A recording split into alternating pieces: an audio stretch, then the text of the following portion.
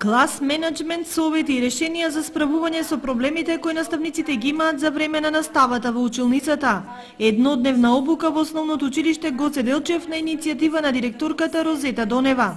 Наставникот е водач на часот, меѓутоа негова задача освен да ја реализира наставната програма е и да го наблюдува однесувањето на учениците, да се справува со несоодветното однесување и да го зајакнува позитивното однесување на учениците за време на часот, а се со цел да не се нарушува работната атмосфера за време на наставниот час и секако активноста на учениците да биде продуктивна, односно да води кон само и исклучиво кон стекнување на нови знаења поврзани со наставната содржина која се предава, односно се реализира на тој наставен час. Најдобрите решенија се наоѓаат во секојдневната пракса и работа. Теоријата од факултетот и работата со денешните генерации се во голем расчекор кој треба се надминува со искуството.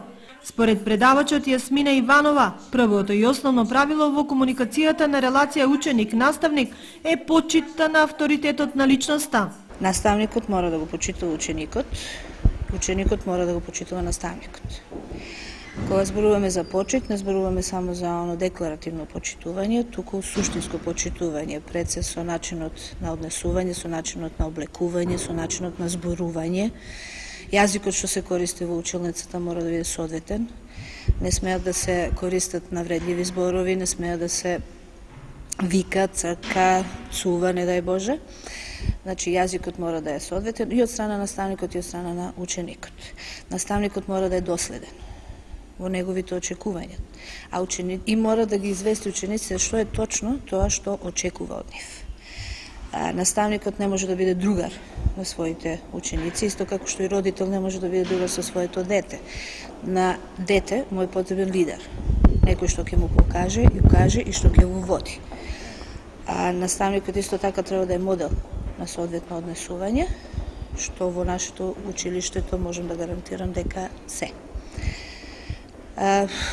Тоа се тие главни компоненти. Сега постојат разни техники, разни методи на справување и оно што е можеби исто така битно, наставникот е возрасен, тој не сме да изгуби глава и не сме да дозволи да влегне во расправија со ученикот.